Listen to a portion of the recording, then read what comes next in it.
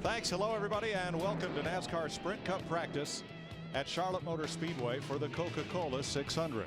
Pay close attention to this practice session because you will see lots of new paint schemes, lots of patriotic Memorial Day paint schemes. And yes, it's very, very hot, and you'll see at least 3 drivers driving cars of a different number than to which you are accustomed. So, you are welcome to take notes. There may be a quiz at the end. Hi, everybody. Mike Joy, Larry McReynolds, Darrell Waltrip with you once again. With all of the excitement of the All-Star race, it's easy to forget that this is one of NASCAR's crown jewels. 1 week later, it's NASCAR's longest race, and it's certainly one of the big 4. Yeah, and what I like most about today is it's all about pulling them belts tight, taking a deep breath, and scaring yourself to death. Because there's no impound, there's no pit stops. This is pedal to the metal and hang on, probably for 1 lap. See how fast you can go. Today is the day that everyone wishes they were David Pearson. You can look it up. Yeah, watch for all the special paint schemes. Watch for all the scrambling in the next hour and a half, because I did a little calculate this morning. We probably do over 100 practice sessions over the course of a Sprint Cup Series season. This is the one, when it's over with, we go, why did we even practice? Because as you saw, it is so hot and this track is so slick. I promise you, the key words in this practice will be, I have no grip. Right. And you're trying to get ready for a qualifying sessions that's going to happen tonight. This is where you have to do a lot of anticipation and look back at a lot of the notes from the other qualifying sessions here. Here is where the patriotic paint schemes start with Mark Martin's CarQuest number 5. You see all the red and white stripes. The star, of course, is inside. He's the one behind the wheel. Let's go to the garage area where it's 90 degrees. A native to a native of Hartford, Connecticut, where yesterday it was the hottest place in America. 99, Dick, can you believe it? Yeah, I can believe it. I was there yesterday, Mike, and it was pretty warm. It's warm here as well. But I'm thinking about Kyle Busch. Right now, Kyle is second in points to finish first. You first have to finish. He has finished all but 1 lap this year. 4,152 laps he's been running at the end of it. He's won 2 of the last 3 point-paying races. The car undefeated, 1 start, 1 in Dover in it. He's won 8 times at this place, never in the Cup Series. This is his favorite racetrack. He considers himself a favorite to win on Sunday. You should too. Matt Yoakum. And Dick, just to let you know, you're our favorite pit announcer, and happy 28th birthday. And I'll tell you, one guy that seemed like he had a birthday Saturday night was Kurt Busch, when he took home all that money in the All-Star race. And they brought back a different race car, but same configuration, a new generation race car that they competed with last week, and hoping for the same results. But the one thing they're really working on this practice session is trying to get a race car that's better than about a 20-lap run. That's what they had on Saturday night. They're going to start out with a certain theory and go with it from there, but they feel really good about how they have turned the corner with their entire program at Penske Racing. Mike? There was quite a bit of discussion after the All-Star race as to whether they would bring back the same car or that they would put it on the 7-post and find out how much it was bent and try to bend the new one the same way. But here's the biggest problem they were faced with, aside from the damage, because it won the race. NASCAR took the car and took it to the R&D Center. I talked to Steve Addington on Monday. The debate they had pretty much went away when that happened. So NASCAR wanted to see what they did, what happened to it to make it go so fast. Absolutely. Well, you know, it's always a dilemma, and it's always a debate. Do we bring this car back, or do we bring the car that we plan to run in the 600? So sometime you'll run a car over here for the All-Star race. You say, I love this car. Let's bring it back. Let's run it again. No, that's not the one we're going to run. But just to show you how much they've learned since the test here in March, they tested, talking about the 2 cars. We look at Jeff Gordon. Jeff right now has been out there on the racetrack, and he's 22nd quickest. But the 2 team tested a brand new race car here in March, but they decided not to even bring it back. They brought another new car back. Tony Stewart, his sponsor, one of a number of companies with Memorial Day themes. If you buy, I think it's a Lexmark printer at Office Depot this week, they will donate one to the families of servicemen stationed abroad. Pretty neat promotion in support of our troops. You know, we talk about they built a new car. It's better than the car that they had just finished. These cars, we say it all the time, they continue to evolve. It's back when we had different cars and we would work on that same chassis body configuration for maybe 10 years. and we'd make cars better all through those 10 years. We're in the infancy stages with this car. We're only a couple years into it. But remember when NASCAR introduced this car and said the teams won't have to build so many cars because this car will be able to run at all the racetracks and it's all the same and it's all that didn't quite pan out the way they wanted. Biggest thing they're doing, just like the 29 car Richard Childress Racing from last year, they're building the cars lighter and lighter. They hold more lead, low and to the left.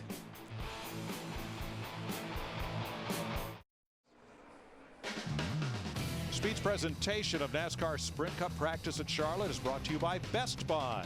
This graduation, give your grad a gift card from Best Buy. Buyer, be happy. And a big thank you to A.J. Allmendinger and all those Best Buy employees that went down and volunteered at Victory Junction Gang Camp this week. They do a nice job. Got a great store there in Franklin. Good folks. Just saw Montoya in that 42 car pulling in the garage area. No real surprise based on what we saw here last weekend, but he is the fastest so far in his practice. And Larry, I watch him every week, and you do too. I know him, Mike. He doesn't run the same line as everybody else.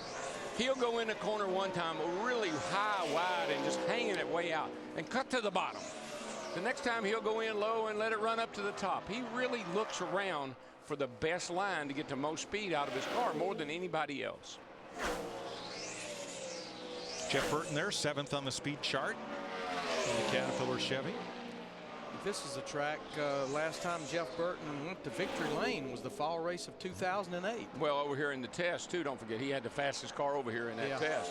So they got it dialed in pretty darn good. He was good here in the showdown the other night too. Another special National Guard Memorial Day themed paint scheme, one of about a dozen in the field. Kind of reminds me, did you ever decorate your bike for the Memorial Day parade? Because that's what a lot of these cars look like. David Rudiman's, Dale Jr.'s, and a lot of the cars, even though the sponsors are not military themed, the cars are for Memorial Day, and it's a great way to help us remember the sacrifices of so many so that we can enjoy so much. Yep. Cool. It's just always one of the biggest weekends in motorsports, you know, with it being Memorial Day weekend. The only thing that doesn't seem right is the Formula One cars are in Turkey and not Monaco. I know. I thought they'd be, you know, they're supposed to be in Monaco this weekend. Here's another. Absolutely. I love this paint job. Now, this is probably my favorite.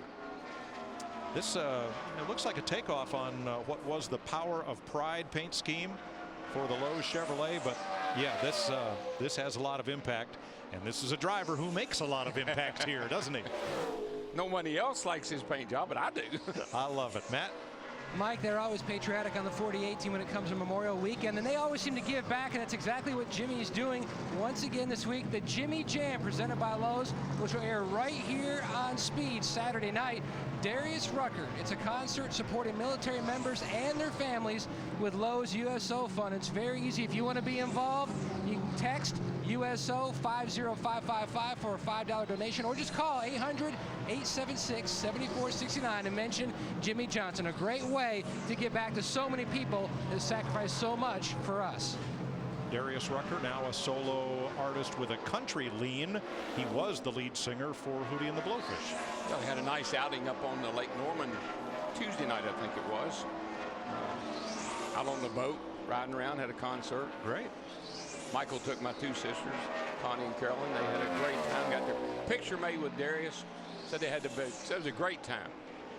I guess in a way, camouflage is a patriotic theme. Seems a lot of our men and women in uniform are wearing it these days. And there it is all over the side of the Bass Pro Shops Chevy for Jamie Mack. Jamie doing double duty again here this weekend, driving in the Nationwide Series for Dale Jr.'s Nationwide team. One thing I've noticed, Larry, a lot of guys are making qualifying runs right off. I mean, I heard Jimmy Johnson go by, cut it clean here at the line like he had it taped solid. Dale Jr. cut it clean here at the line like he had it taped solid.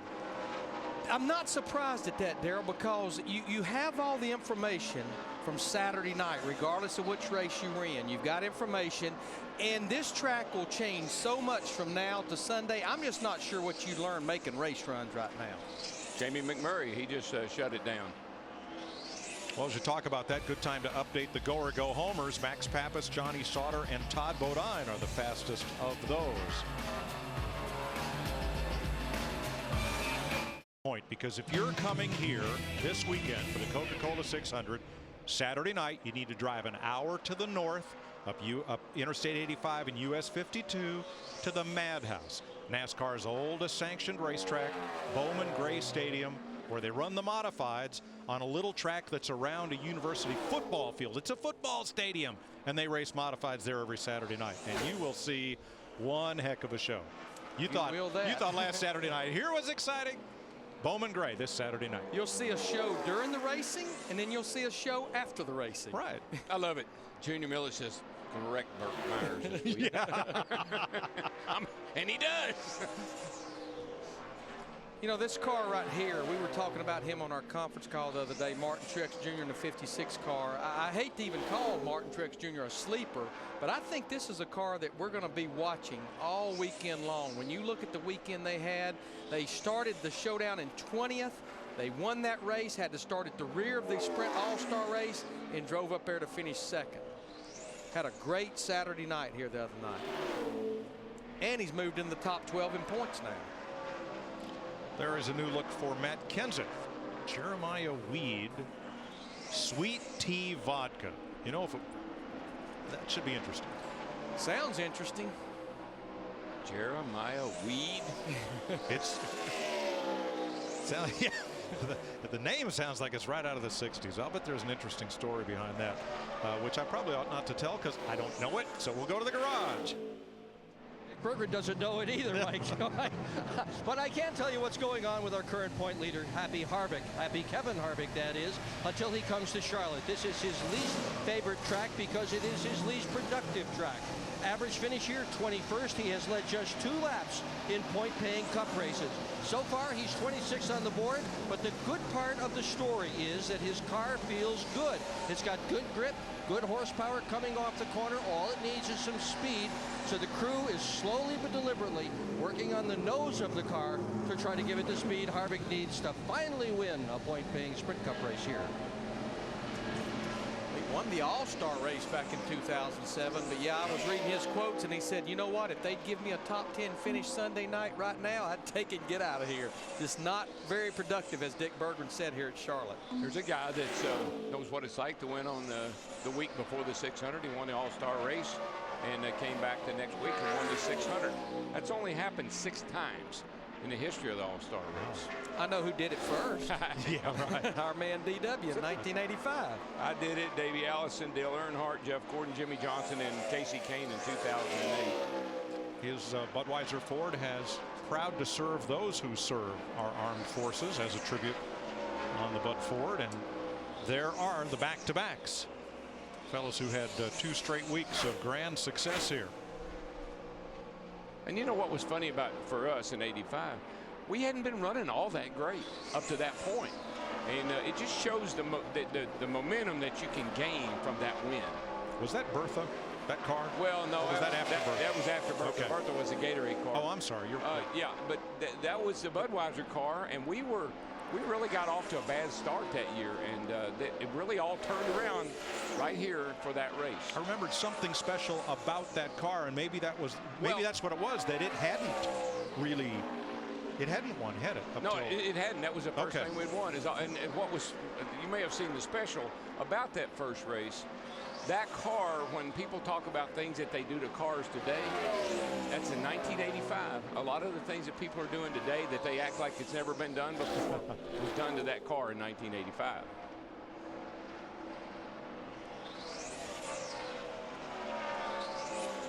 See Carl Edwards, the 99 car, a little different paint scheme. He's 14th quickest. He's run a total of 12 laps so far.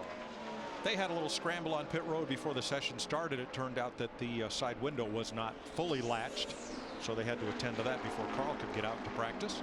Well, I told these Scots guys, and they thought what a wonderful idea. They need to fix that car where during the race it turns green. Like it starts off light green. How are we going to do that? Chia car? Yeah, but they just water it. Every pit stop, they just shoot a little water on it. So they like that idea. I thought it was great. They just didn't know how to do it. I don't either. Here's the teammate Greg Biffle, NextCare 3M Ford this week, and carrying the American Red Cross logo also as a reminder that Among other areas of the country, the flood victims in Nashville could still use your help, and a great way to do that is through the American Red Cross. Yes, sir. And I like Jeff Burton and the 31 CAT team. They were over in Nashville the first of the week, handing out a lot of supplies, water, and so forth, unloading truckloads of stuff over there for continued struggling flood victims. Great effort. Bill Elliott, 28th quickest. He's only made 2 laps around the track so far. Dick Berggren has a champion to wish him happy birthday. Not only a champion, but a guy who used to call this place his house, Jimmy Johnson, who has had fantastic success here. How about your hot rod this weekend? What you got for us? I think we'll be just fine. I've got a cool new fire suit and paint job on my car, and a great tribute to the men and women serving our country. So very proud of that. You know, the conditions right now are so different than what we're going to see earlier. We're kind of on track because we have to be, and we don't really want to sit in the garage and not do something. So we're trying not to be too opinionated about how the car drives right now and go more off of what we saw in the All-Star race at night and in the qualifying that we were trying to get ready for than anything. So right now the car is running me over from behind, and things. That's your crew too. It is. They're busy. They're working on some stuff. So but we're having fun. All right, thanks. Good looking fire suit. Looks cool. Check those pants. Those are far more subdued and tasteful than the ones Boris said was wearing at Rick Hendrick's golf tournament early this week. Boris was out on the course. Evil Knievel called. Wanted his pants back. Must add stars and stripes as well, huh? Maybe it was Super Dave Osborne that called. Okay. But yes, they were definitely patriotic. Super Dave. Practice rolls on when Pala Montoya is fastest.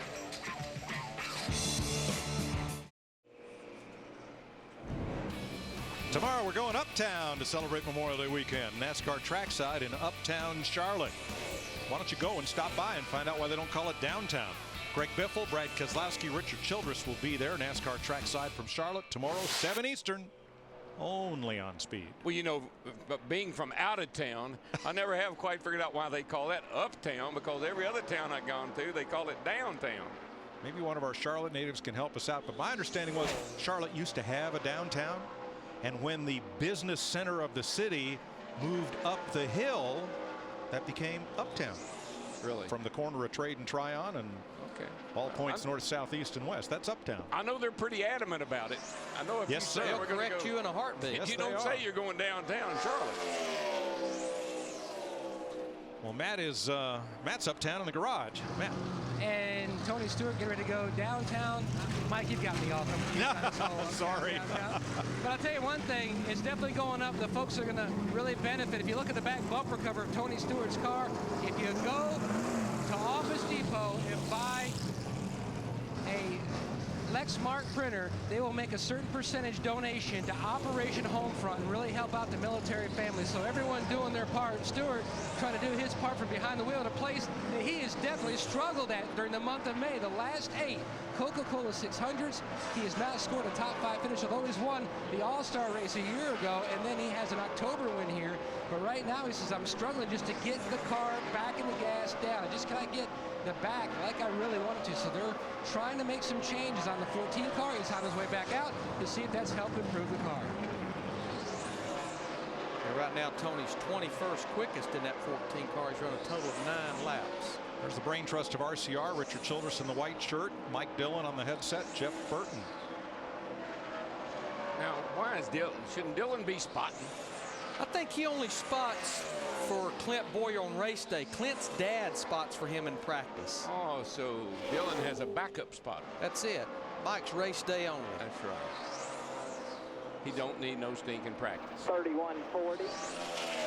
Bobby Lavani for TRG, the Racers Group. TaxSlayer.com with a position on the car this week. You know, our little all-star race the other night ended up being a lot of survival, but I was pretty impressed with Bobby and this group. You know, they stayed out of trouble, kept their nose clean, and was all said and done, they'd finished 10th the other night. Dick Berggren. With Carl Edwards, you just said something that really made me smile. You are competitive. Yeah. Right now, we're about 20 minutes into practice, and we're pretty competitive. We've got the Scott's Grub X on the car. The duck doesn't like the grubs at all in his garden, so the Grub X keeps that out. And we're hoping it can take the handling gremlins out of the car too. You know, we've been working very hard on all the guys in the shop been working hard.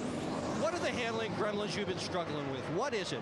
The biggest thing was that the corner is real chopped up. You know, I go in the corner, it does one thing, and the center, it does something else, and then on exit, it does something entirely different. So as a driver, you want that car to go down in there and set and do one thing, and it makes it a lot simpler for everybody. So that's what we've been working on, and it seems a little bit faster than it was last week. So, you know, I appreciate the fan vote getting me in the All-Star race. That helped me get 100 laps in and get some practice. So hopefully it pays off. All right, thank you, Carl. Good luck this weekend. Daryl, I've got it. They have windshield tear-offs. Why can't they have body vinyl tear-offs so the car could come in red and go back out green? Green. It can be done. When I said I wanted a chrome car, everybody said there ain't no way you can't chrome a car. We'll put our You can best do it. man on it. But now, I like Grubbs, it. no. Well, yeah, dang it. Ugly. Not the paint scheme, the bug. The grub. It's rather frightening, to tell you the truth. Sam Hornish, 33rd, with a lap of 30.48. He's run 13 laps in the Mobil 1 Dodge. Yeah, we've got the 4 Dodges here, including J.J. Yaley in the 46 car. Now, you know, mind you, J.J. Yaley's going to have to qualify on time, but he by far is the fastest Dodge right now in that number 46 car. Matt, how about our all-star race runner-up? He's currently running in the 24th position. Just completed 13 laps so far. It's not been a smooth practice session for Martin Truex Jr. He says the car is tight in the center and just losing the nose. Then he picked up a vibration, so the team had changed the drive shaft. They put 2 spring rubbers in the right rear, made a wedge adjustment, air pressure adjustment. It's the same setup they used at the All-Star race where they did finish second, like you mentioned, Mike, but not working so far in the heat of the day. Had that race gone 10 more laps, Martin said he would have won it. Looked like he was a-coming, that's for sure. Montoya quickest as Sprint Cup practice rolls on.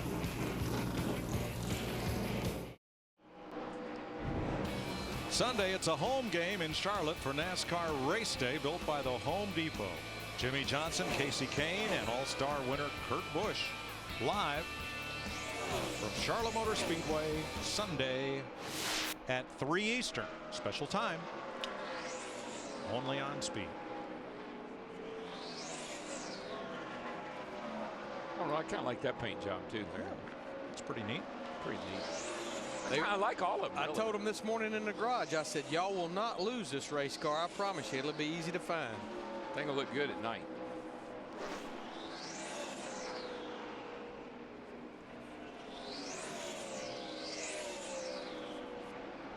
Whoa. Ooh, David Reagan. 34th on the speed chart with a 30.44. He's run 17 laps. Wobbling coming up out of that corner. We've got a number of Fords in the top 15 right now. Elliott Sadler is 6th. Then you got Paul Menard 13th. Here, I'm going to bring it in. We just hit a bird coming out of turn 2, just to make sure. Oops. It's probably not a bad idea, just out there practicing just to make sure. You know, we talked at the, yeah, he did. Right.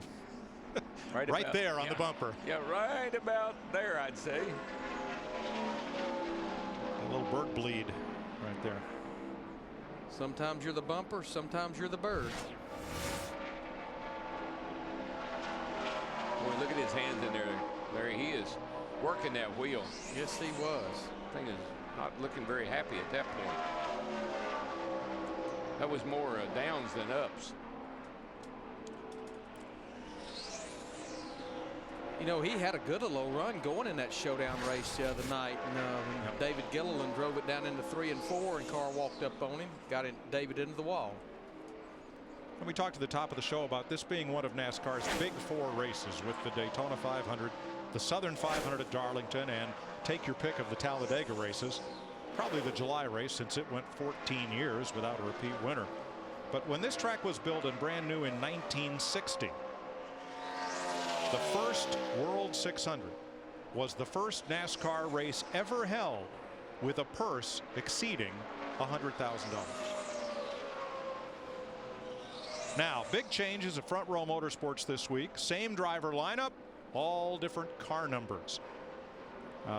Team owner Bob Jenkins owns quite a chain of family restaurants that you see depicted on their cars. However, one of their cars has outside sponsorship, and that's the Extends car for Kevin Conway. So they have switched some car numbers around, and they are moving to what is, I guess, commonly known as the Rick Hendrick approach. Instead of having 3 teams, we are now 1 team operating 3 different cars. Is what the press release read. But we just saw Travis Quapple there a second ago in that 38 car. He's 14th quickest. Here's Jimmy Johnson in the 48. 1 and 2, and then tighter down at 3 and 4. He is 9th quickest right now. You know, there's been so much talk about the 48 car being off right now, but I looked at the first 12 races of last year versus the first 12 races of this year, and honestly, the big difference is in wins and DNFs. He has more wins by 2 after 12 races this year than last year, but he also has 2 DNFs more at this point last year. Bottom line, he was 4th in the points after 12 races last year. He's 4th in the points now. It's that DNF stat is the one that's going to bite you as you work your way toward the chase. The wins help you in the points, but the DNFs could keep you out of it. And he's actually led quite a bit more laps in the first 12 races of this year versus last year. Matt? A busy week on and off the racetrack for Jimmy McMurray. Number one, you had a lot of excitement off the track, but first tell me, how is the car on the track? Bass Pro Shop Chevy is really good. We're going to change steering boxes. The steering box seemed a little bit slow on it. We don't normally unload and qualifying trim. You know, normally you show up and you do all your race trim stuff and you kind of get used to the car and used to the track, but we just went out and made a qualifying run, and it was good. It just seemed like the box was too slow. Off track? Well, I got to film 2 commercials. Actually, we filmed 5 commercials this week for Bass Pro Shops, and I got to do it with Kevin Van Dam, who's like the greatest fisherman of all time. So that was really cool, and I'm really excited. We got to do fun commercials. Bass Pro Shops did a really good job at being creative and being funny. So I hope the fans like it. I think that means that we need to wait and see the commercials because they're going to be pretty funny. Has the second fastest car here, but I was listening to you on the radio say that the car is just no grip coming off the corner. Then you told the crew chief the car is really loose. How is it possible to have a car like that that's so fast? Well, there was a big distinction between the first run and the second run. We went back out on scuffs right there for our second run, and it had nowhere near the grip that the stickers did. So looked like everyone that's made 2 qualifying runs has slowed up like a half a second. So, I mean, we're not any different than anyone else. We just got to make sure that we're better than everyone else, even though our car's not exactly where we want it. Let's flash back to last Saturday night. If you had it to do all over again, would you pull in front of Kyle Busch or let him go? Oh, nothing. I'm changing nothing right there. It doesn't matter. It'd be hard pressed for me to think any guy in this garage is going to check up with 8 to go with $1 million to win in All-Star race. By the way, it was just a little over 200,000 per second, an $800,000 difference. Thank you, Denny. That would buy a lot of birthday cake. Yes, it would. Speaking of birthdays, our buddy Van Colley's birthday is today, and Chris Devoda, a Memorial Day birthday on Monday.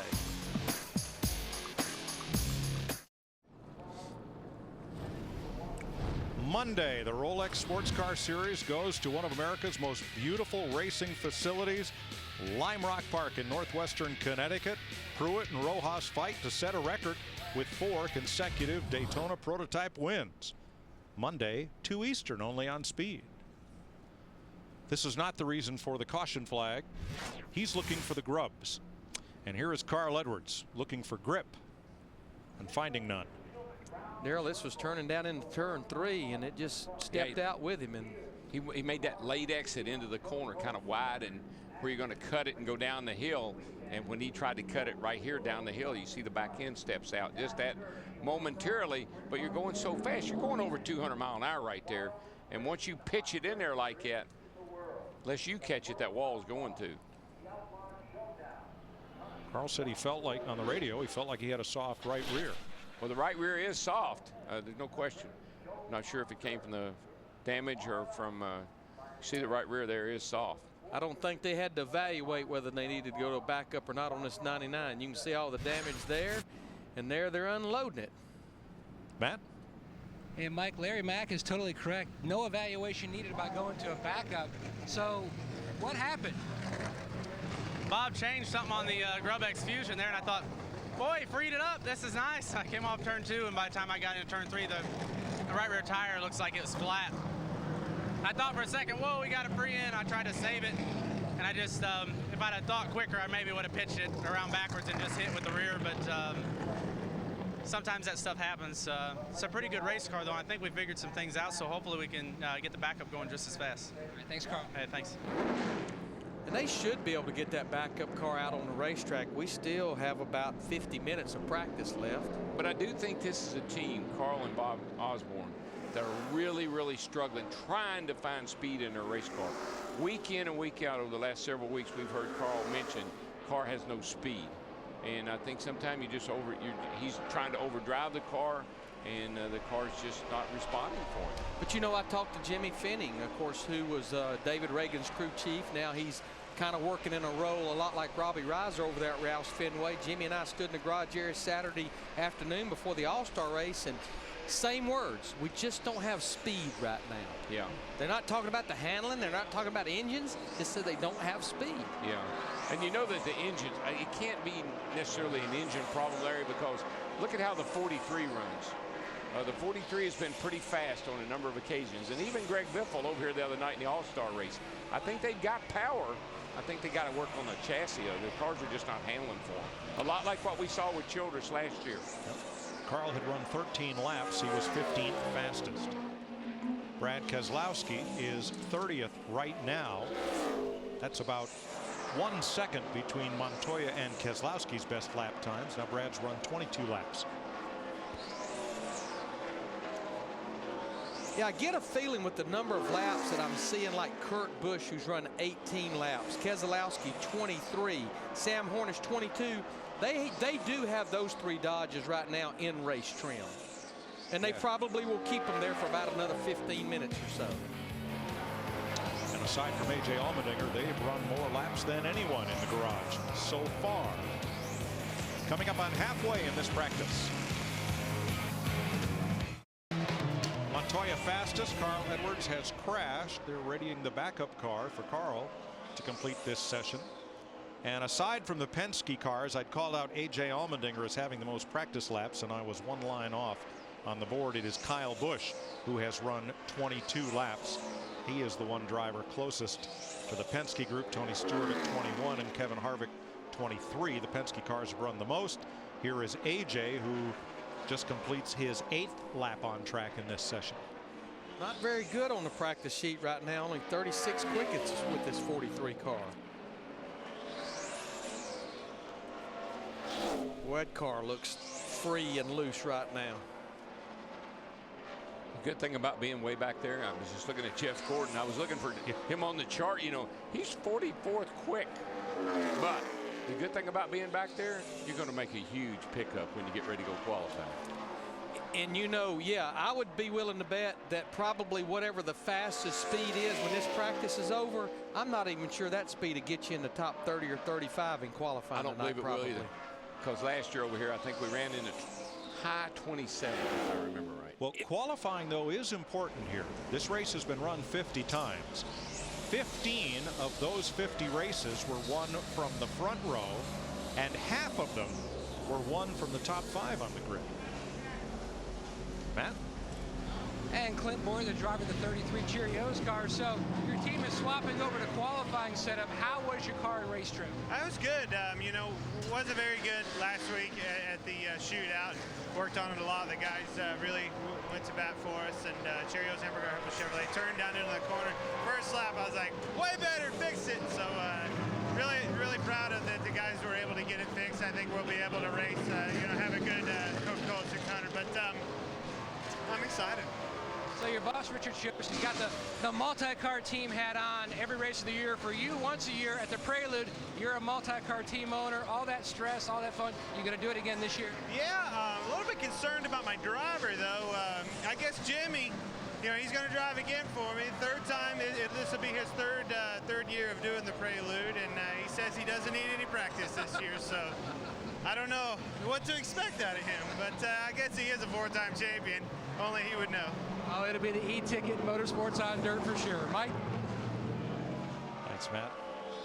Marcus Ambrose who has a whole Memorial Day barbecue's worth of sponsors on that number 47. Everything from charcoal to cleanup. You know, Marcos known for his road racing, and Frankie Kerr and that group really stacking the deck, getting ready for the Sonoma race. They were up at Virginia International Raceway this week testing. Next week, Marcos is actually going to Watkins Glen to test for Goodyear to do some tire testing. So it would not surprise me to see him win one of the 2 road races this year. No, it wouldn't me either. As a matter of fact, I told Michael, I said, I think you got a good shot at winning, you know, on a mile and a half with Ruderman and Truex, and you know you got a great shot of winning with Marcos on the road course. Michael said, well, I'm going to run Sonoma. So, you know, he's got a shot too. Michael's pretty darn good on the road course. And remember the Sponsifier contest that we promoted so heavily? 77,000 entries, and Michael is going to drive the winning graphic scheme at Sonoma. He's completed more laps at Sonoma than anyone. Michael has. Wow. Robbie Gordon is another former road course ringer. Road course, IndyCar, off-road, stock car. I don't think he's tried Formula One or World Rally yet, but still plenty of time. If it's got a steering wheel, he can wheel it around a racetrack. And you better believe if this thing can come to fruition where the start times can be adjusted to where Bruton Smith can maybe pay that $20 million bonus to a driver that can win the Indy 500 and the Coke 600, you're looking at the guy, I'm sure, that would be more than willing to attempt it. Maybe not this guy, but the guy in the 7 car. He's got the right glasses. I got a pair of those. He gave them to you. It's his backup pair. Juan Montoya says if he lost 20 pounds, he could squeeze into one of those Indy cars and he could give them a run for the money. I guarantee you. You know how that all started? Initially, it was the Indianapolis Motor Speedway that said if you can win the Indy 500 in the Brickyard, there would be a big bonus. Okay. Not 20 million, I don't think, but several million, a couple of million. Then Bruton said, heck, why don't we go one step further? If you can win Indy and the Coke 600, I'll pay you $20 million. And the call gets louder to move one of those starting times, so it could be possible. I want them to. Sprint brings you an inside look at what's happening now inside the NASCAR Sprint Cup Series. When Paulo Montoya on his very first lap turned the very fastest time, 29.43 seconds. For more NASCAR stats, in-car audio, and live race radio, check out NASCAR Sprint Cup Mobile at sprint.com/speed. Inquiring minds are wondering why the walls are still yellow after the All-Star race. We kind of hope they'll leave them that way. Looks pretty good. Richard Childers talking to Tony Stewart. But you know, Darrell, we were talking about how much you'll pick up from this practice to qualifying at 7 p.m. Eastern tonight. Just go back to last Friday with those showdown cars. We got about 24, 25 of those qualified before the rains moved in. A much cloudier and overcast day, and those guys picked up 3/4 of a second from their practice to their qualifying. Yeah, I'm just thinking about last year, and I know I was shocked when we ran 192 miles an hour here. Wow. Caution flag out for debris down in turn number 1. Jeff's not only the car looks cool, look at that uniform he's got on. He's got flames up his sleeves. Red, white, flames and on blue his flames. hat. Yeah. You know, I was just reading actually in the Charlotte Observer this morning. I didn't realize, but when we get to Chicagoland Speedway in mid-July, that will be Jeff Gordon's 600th career start, and that will be all consecutive starts. Yeah, I was going to say, he's not missed a race. No, has not missed one since that November Atlanta race of 1992. What a great race that was for all the things that happened. Yeah. Jeff Gordon's first race, Richard Petty's final Cup race, Alan Kulwicki's championship race, Bill Elliott winning the race and missing the championship. And that car, that Junior Johnson Ford, sold at Barrett Jackson down at Palm Beach, and a noted collector here in the Carolinas has it and well understands just what a significant piece of history it is for winning that race with all those things that went on that day. And if you remember how the championship was won, Mike, was Paul Andrews, who was Alan Kulwicki's crew chief, and a lot of calculating done by Alan that they needed to lead the most laps, even if Bill won the race, to win that championship. That's exactly what happened. Yep. By a very narrow margin. 10 points. Yep, the most lap bonus. I think Tim was the crew chief. I think if you left Bill out one more lap and not pitted him, they could have won the championship. Well, they'd have tied, but they had the most wins, which was the tiebreaker. New crew chief for Regan Smith this week, Pete Rondo, takes over the controls of the number 78. Let's check with Dick Bergman. With Jeff Burton, who has had a terrific year so far, led 7 of the last 8 races without winning any of them. But you've got good success here.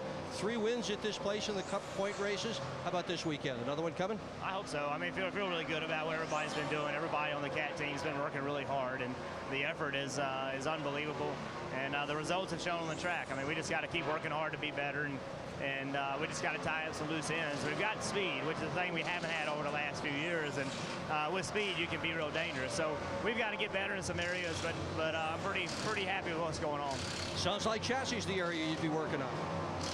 Well, we're always working on that, and that's you know, how the cars drive is everything. I mean, we talk about power, we talk about all that, but at the end of the day, going to the corner is what it's all about. And this year they've given, and into last year, they just gave me cars that I'm comfortable with. I can drive them loose, and you know, and make speed. And that's what you got to be able to do. You got to be able to make speed going loose, because you're going to go tight late in the run. And I've been real comfortable driving these cars like that, and it's been a lot of fun. We'll see if we can keep it up. Good for you. Thanks. Thanks, Dick. In today's What in the World Is This segment, here is the piece of metal that put us under caution out on the track. That holds a hose, and I don't know if it's off the a hose sits in some sort of hose. I'm not sure what it is. Sits in that area right there, I believe. Or no, I take that back. That sits on the roll bar. I think that's a brace that holds the hood up, keeps the hood from buckling in. Maybe. Yeah, I'm not sure. It was kind of hard to tell right there what exactly that was, but that definitely brought the caution out. I've paid for so many of pieces like that, I kind of recognize it through the years. Right.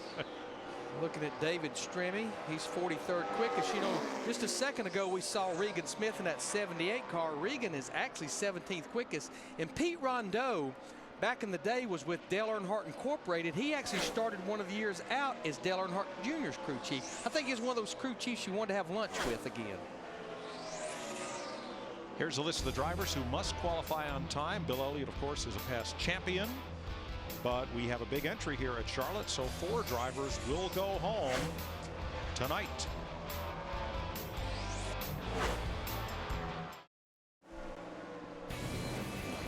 Camping World Truck Series has the weekend off. They're back in action June 4th at Texas. Don't miss the NASCAR Camping World Truck Series live 8:30 p.m. Eastern. June 4th, only on Speed. They could probably use a week off after last weekend here in Charlotte. And let's hear from the man who won $1 million last Saturday night, Dick. Indeed, that would be Kurt Busch. Bounced that car off the wall twice on the way to that $1 million payday. What was the handling like toward the end of the race? Yeah, it wasn't pretty. It didn't seem to affect the car too bad. These COTs can take a licking and keep on ticking. We just got real tight that segment, and I was pushing hard to keep that track position, and then the last adjustment was money. Did your wife Eva leave you enough money to get home tonight, or do you need to borrow a couple of bucks from Darrell and me? Oh man, everybody's been calling and texting looking for respectable amounts of money. You know, a couple bucks, $5, and I told them I can pay them in beer. I got this new Vortex bottle I've been trying to get everybody to know about, so Miller Lite's on the house for everybody. Speaking of which, how did you celebrate? It was a great celebration. I mean, Victory Lane was just unbelievable. It reminded me of the championship that I won a few years back, because they give you this huge bottle of champagne to spray everybody. And when I won the championship, I broke the cork off inside the bottle. This time around, I got every ounce of champagne out of that bad boy. Good for you. $1 million couldn't have happened to a nicer guy. And Mike, we were talking about guys that have won the 600 and the All-Star race back-to-back. That's a pretty long list, 6, 7 guys. To win the All-Star race and the championship, Yeah, I saw this happen up in turn 3. Mike Bliss was going into turn 3. The car climbed the hill, got pretty hard into the wall. Sorry, you were saying about but to win winners. the 600 and the championship in the same year, that's a pretty short list. Only 3 guys have done that. Jeff Gordon, Dale did it, and I did it. So wow. So that's the list shortens when you do the 600 and the championship. Mark Martin is 3rd fastest in this session, behind Montoya, and you just saw Denny Hamlin, who is 2nd. Jamie Mack and Joey Logano, the top 5. You know, going back to that Mike Bliss, that 09 car, that's going to put those guys in a real box because that car looked pretty hurt. It looks like they may have to go to a backup. And what's sad, Mike, I don't think they can get that backup out on the track now. And that car was actually probably right borderline of being quick enough to make this show, at least based on practice speeds. Yeah, they didn't have much of a cushion. And it is a pretty good dogfight for go or go home this week with 12 cars looking for the 8th shot, 8 spots. Mark Martin there just jumped up to second quick as we had a shot of him. And here's what happened to the 09 Bliss. And it looked exactly like what happened to Carl Edwards. Same place and everything. Just gets that little wobble right there, and the way she goes. Dick? Well, they still don't have Carl Edwards' car ready to go on the racetrack, Mike, and it has been quite the thrash here. There have been a number of people from other teams who have come by and helped. We've seen some people with Matt Kenseth uniforms here, Greg Biffle uniforms, even one guy with a Paul Menard uniform. Right now, it's down to just the people that work for Carl Edwards and a few things that are needing to be done before this car gets out on the racetrack. 29 minutes left in this practice session. Car owner Jack Roush.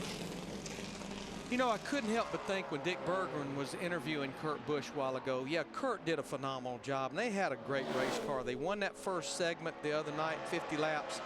But you got to tip your hat to Steve Addington and that crew. They finished that third segment in 11th position because Kurt had actually hit the wall pretty hard a couple of times. They had to do a lot of repairs in that 10-minute period.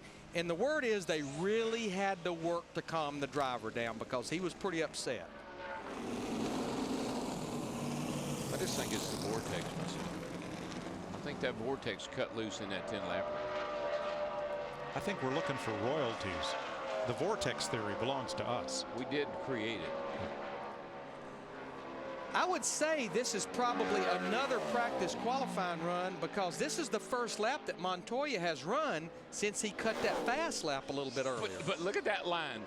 It's kind of fascinating to watch. In so high, he's almost against the wall on corner entry. Kind of swoops down the hill to pick up a little extra speed. Yep, it's all about corner exit. And then he comes down the hill to get a nice fast run up off the corner without bogging the car down. It's really obvious in turn 3 when he kind of takes it late entry here. See how high he is right there? Now he just kind of rolls it down the hill, not binding up the car, picking up a little speed, using the banking to his advantage.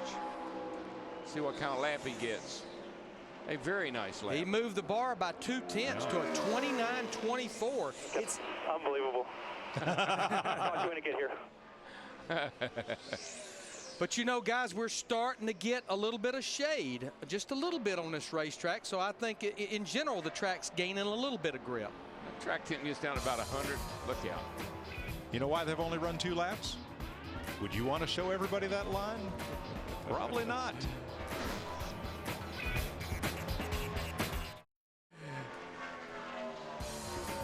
For 5 years, Tony Stewart has invited championship drivers and friends to his famed Eldora Speedway for the All-Star Charity Dirt Late Model Race. This year, Speed gives you an exclusive countdown pre-race special, looking at preparations for the Prelude, practice coverage, and much more. The Prelude to the Dream Countdown Show, Wednesday, June 9th, 6 p.m. Eastern, only on Speed. And then the actual Prelude to the Dream begins at 7. Contact your local cable or satellite provider for details on how you can subscribe and donate to charity. It's one of my favorite events of the year. It's always been a great one. It is. To see our guys go race these cars on dirt, sling them around there sideways the way they do, pretty impressive.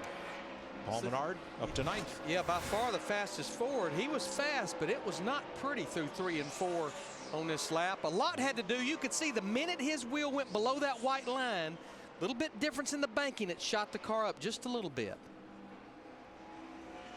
Now, this car was the same car that he ran in the showdown the other night, finished 4th. Slugger Labby in that group, they worked feverishly to get it flipped back around to be back out here. Reed Sorensen will be one of the part-timers trying to get into the show. He is 31st fastest right now and has run 11 laps. His 6th lap was the quickest. Right now, Reed is all but lined up to run the full Nationwide Series schedule, maybe except for the road courses. He was sharing that ride for Braun Racing with Brian Vickers. Of course, Brian right now out for the rest of the year, nationwide and cup-wise. You know, but as I watch these cars go around this racetrack hadn't changed, okay? It's been this way for 50 years. But the way they're running this racetrack now is fascinating to me. To be faster in the past, you had to have those left wheels on that white line through the corner. I mean, you'd go into the third turn, you drive that thing straight to the apron. Now it's not that way, it's so the cars are different, the tires are different, and the grip level is different. But not everybody gets around that white line like we used to. And if a guy was up that high in the past, his car's not handling. It's junk. Michael McDowell is 6th among the go-or-go homers right now, which would put him in the show. Dick? Well, Jeff Gordon is 14th on the chart right now, Mike, but he and I have just had a long conversation, and he said that we should not worry about him at all. The statistics certainly favor Jeff Gordon having an absolutely terrific qualifying run. He has qualified in the top 3 13 times. That's over a third of his starts here. He said that you'll never see him run a blistering lap in practice before qualifying in the heat of the day like this. Mechanics have been poring over the car, trying to get it just right for him to do a mock time trial run, so we'll see about that. Gordon, certainly one of the favorites to potentially win the pole tonight and win the race on Sunday. Matt Yoakum. Dick, his teammate Mark Martin has a stellar race car so far during this practice session, and it definitely shows in the stopwatch. He's second on the board. Mark's car up on scales. They've already gone through a couple different things. One, they've already topped it off with some Sunoco race fuel. They are going to wait till about 10 minutes to go in this practice session. That's the game plan. Temperatures are cooling off. That way they'll have a much better idea what they'll have when we have qualifying later tonight right here on Speed. But they're very pleased about this 5 machine. You know, Larry and Mike, I look at these cars. Look how immaculate that car is. It looks like you're going to take it to a car show. And you know what? When they turn them loose out here Sunday night, the car show is over. Oh, yeah. Right. Yeah. You're no longer trying to win best appearing car. Nope. No. Sam Hornish has picked it up to 22nd. 30:01 was his most recent lap. You know, of all the places we go as well, we talk about all the unique things about Charlotte Motor Speedway, the way the practice, the qualifying is, the qualifying draw is oh so important. And I've just been sitting here looking at the qualifying draw.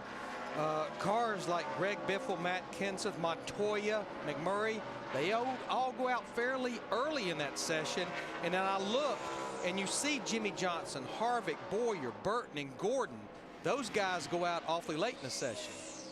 Jeff Burton just encroached on Montoya's speed record here. Montoya a 29:24. Burton just jumped to 2nd with a 29:57.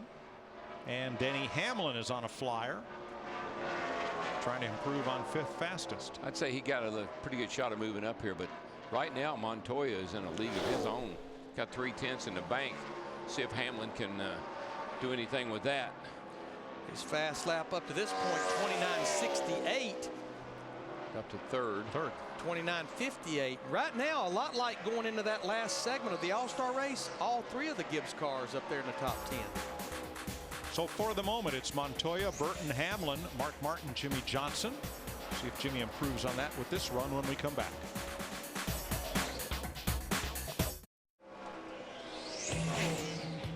Coming up today on Speed, Steve Burns is champing at the bit to bring you nationwide final practice at 5 p.m. The NASCAR Live at 6:30. Get you ready for Sprint Cup qualifying at 7.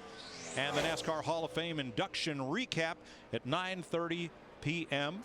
Steve will be joined by Hermie Sadler, who just ran around to the screen to see if his name was up there too, and it wasn't. Elliott Sadler is the name that's on the board, currently 2nd fastest. Isn't it amazing how that works out? Television is a wonderful tool. But you know, Elliott is actually our track record holder here. He did it back in October of 2005, a 27.94 over 193 miles an hour. Tony Stewart back out, trying to improve on 32nd, which he will.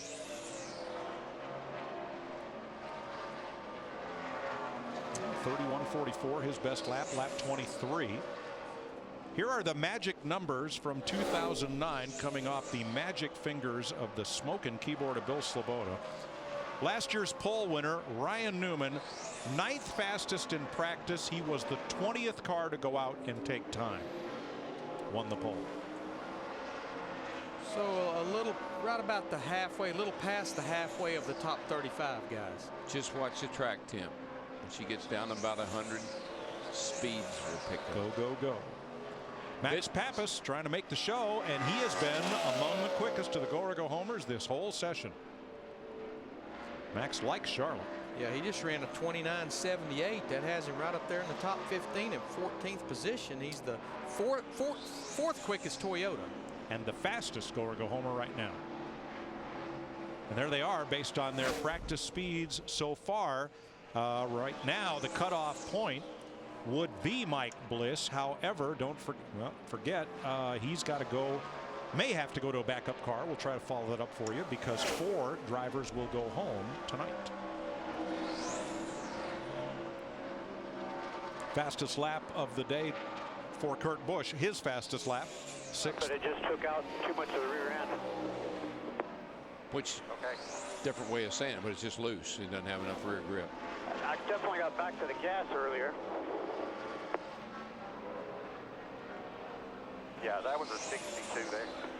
15 minutes to go in this session.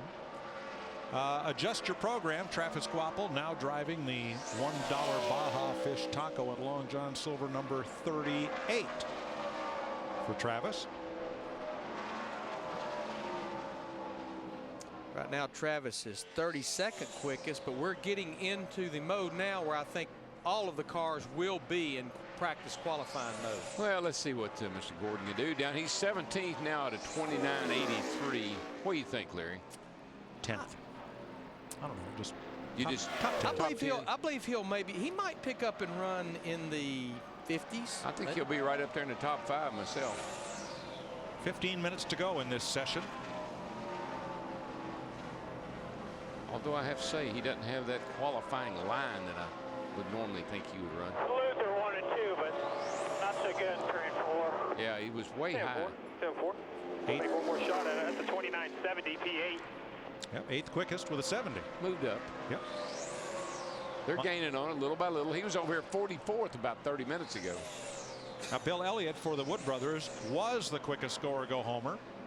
And it doesn't matter much to Bill. He's in the race. He's a past champion, so he will race the Coke 600.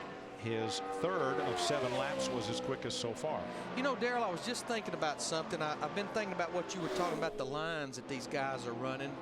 You know, normally from this practice to qualifying, the 2 things that you would have to anticipate is what's going to change about the balance of the car and then the car bottoming out. I think one thing that may go away a little bit, the line they're running, is we may not see as many cars sparking and bottoming out running that high line possibly. Well, that's a good chance of that. Where you have to worry, and I remember Ray Abraham used to tell me to do this. When they get ready to go qualify, they'd always put 2 rounds, screw their front jack screws down, 2 rounds over the way they practice, anticipating that car is going to bottom out. And then if you go in turn 1 down here and go over the bump down there and hit that hump, and hit the land down there the way they do, if you bottom out right there, hang on, Sloopy, because you might go for a ride.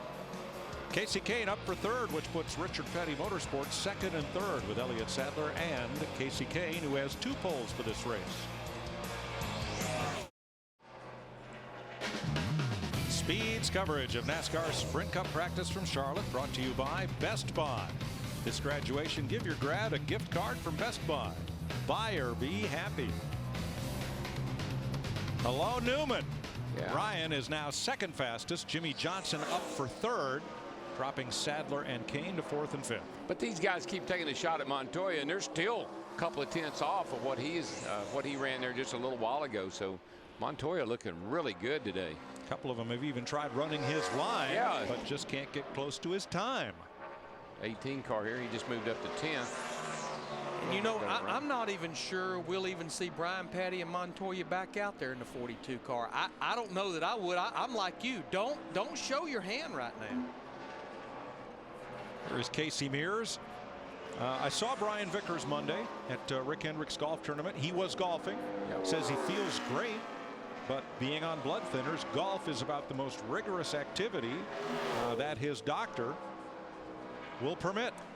Dr. Limentani in the press conference last week said basically in simple form, if you have to wear a helmet to do it, we don't want Brian doing it right now. I've had to wear a helmet playing golf with Hammond a few times. It gives a whole new meaning to 4, I'm going to tell you. I don't know how much, though. Tony trying to improve on 36th. He's run 25 laps. And oh, by the way, Montoya, who is fastest, you've not seen him much because he's only And again, it might not be. because Montoya's only run 3 laps in this session. All mock qualifying runs.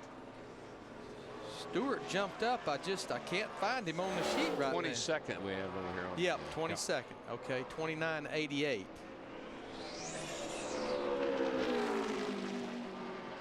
So that's that's about 4/10 off of his teammate Ryan Newman in the 39 car. J.J. Yaley got some sponsorships and a charity, Jake Owen Rayborn Foundation, on his Dodge. And J.J.'s been whipping it pretty good. He's right now, he is the 5th of the go-or-go homers. He spent most of this session a little higher up the board, right now 29th overall, but looks as if he's in good shape to make the show. Yeah, he was in 16th there for a long time, and still not in bad shape here at 29 quick. Here's the defending champion of the Coke 600, Rain Man, David Ritter. Yes, sir. Pretty good looking piece. I like that paint job. Boys from Aaron's do a nice job. Now Ruderman is 17th quickest, and he actually, while he made that run, he actually lost a spot. Even though he picked up, someone else picked up more than he well, did. You know who it was? Someone else. There he is, right there, his teammate. He just jumped up to 10th. Truex did. 29.64 for Truex in the 56 car. Bergie, how's the grass growing underneath Carl Edwards' car? There's no grass growing under this car or underneath this crew, Mike. They have been in a full-blown thrash ever since they rolled this car out of the hauler as the backup. They are just about ready now. Carl is in the race car at this point, and he's going to have himself about 4 minutes or so of track time before qualifying. Not much time to get the car dialed in. Yeah, this line won't mean anything to Carl. These guys are all on qualifying run, and Carl just wants to get a lap on the racetrack. And he has about 7 minutes in which to do that. Sam Hornish back out. Let's see, David Reagan, A.J. Allmendinger, just jumped 21st, 22nd. Jamie Mack up to 14th. Excuse me, he was 14th. This is his out lap. Clint Boyer back out. David Reagan starting his run. Oh, a lot of those Richard Petty Motorsports cars looking pretty good. We got 2 of them up in the top 5 right now. Elliott Sadler's 4th, Casey Kane's 5th, and then I look back there and Paul Menard is 17th. For McMurray, he is less than a 10th off his best lap, but not what he was hoping for. Tight, too tight. 6 minutes to go in this practice. We'll be right back to finish it off for you. Big news with 4 minutes to go in this session. Carl Edwards is going to get some track time before they flag this one. Here he comes off pit road and onto the track to get a couple laps. And Dale Earnhardt Jr. was on a flyer. He picked up to 17th quickest. But coming off 4, Darrell, that lap of Junior's was not pretty. Oh no, he had that thing. I saw the 88s on the right side. That didn't look good at all. But this lap, or these laps for that 99 car, is so important, you know, just to make sure the thing steers and does all the things it's supposed to do. Yeah, you're looking at the stopwatch, but you just want to make sure that everything's functioning properly. Regan Smith just jumped up into the top 10. Ryan Newman is 2nd fastest. But you know who's enjoying all these qualifying runs and everybody going out and trying to pick up speed? Our little buddy sitting up there at the top of the chart saying, come on, boys, show me what you got. That's Montoya. Paul Menard up to 7th quickest. And here's Jeff Gordon, who right now was 16th.